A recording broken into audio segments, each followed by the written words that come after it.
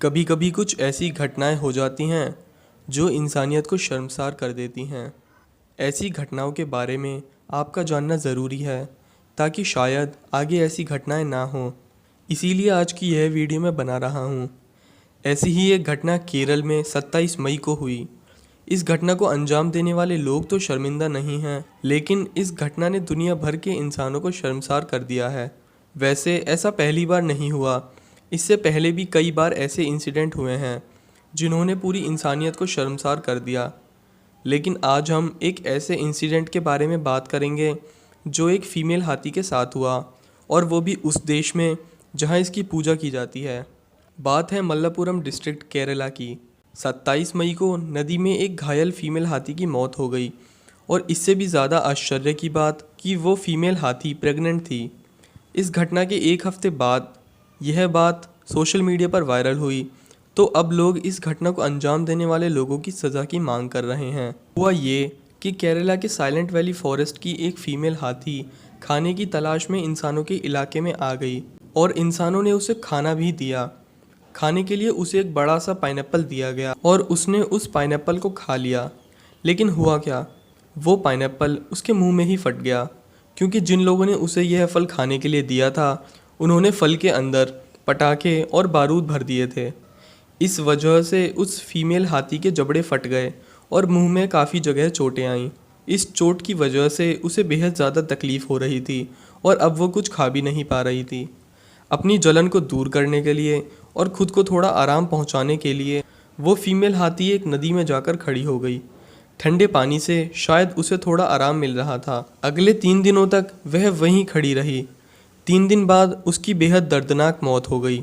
इस सब का जिम्मेदार वो जीव है जो दिखता तो इंसान जैसा है, लेकिन उसके अंदर बिल्कुल भी इंसानियत नहीं है। इसीलिए उसने ऐसी घटना को अंजाम दिया।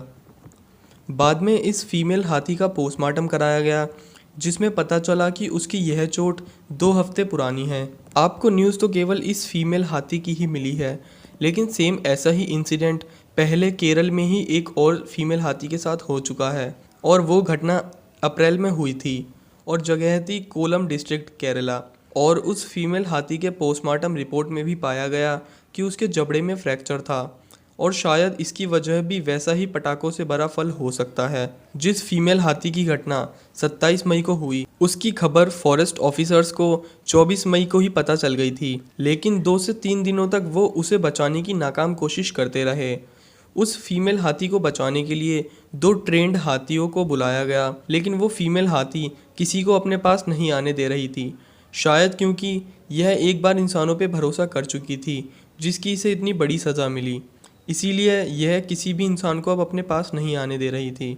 ये इंसिडेंट एक इंसानी बस्ती में हुआ था, लेकिन फिर भी इस बेगुनाह जानवर ने किसी के भी घर या किसी इंसान को चोट नहीं पहुंचाई। जो उस फीमेल हाथी के साथ हुआ उसे वापस तो लाया नहीं जा सकता, लेकिन इसे अंजाम देने वाले गुनहगारों को सज़ा तो दिलाई जा सकती है। फॉरेस्ट ऑफिसर्स यह पता लगाने की लगातार कोशिश कर रहे हैं कि इसका गुनहगार कौन है, पर क्योंकि उस फीमेल हाथी की मौत से 2 हफ्ते पहले उसे ये चोटें लगी थीं, और हाथी एक दिन में लगभग 100 किलोमीटर तक का सफ़र तय कर लेते हैं, तो इस बात के लिए कोई श्योर नहीं है कि उसे चोट कहाँ पर लगी थी, और जिस नदी में उसकी मौत हुई वहाँ पर आने से पहले उसने कितना सफ़र तय किया, इसका पता भी किसी को नहीं है।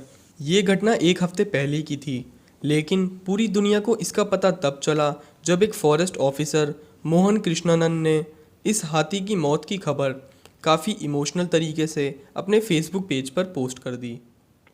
आज की वीडियो में इतना ही। आप इस वीडियो को लाइक करें या ना करें, ये आपके ऊपर है, लेकिन इसे शेयर ज़रूर कीजिए ताकि हम उन गुनहगारों को पकड़वाने के लिए आवाज़ उठा सकें, जिससे कि ऐसे इंसिडेंट्स आगे ना हों।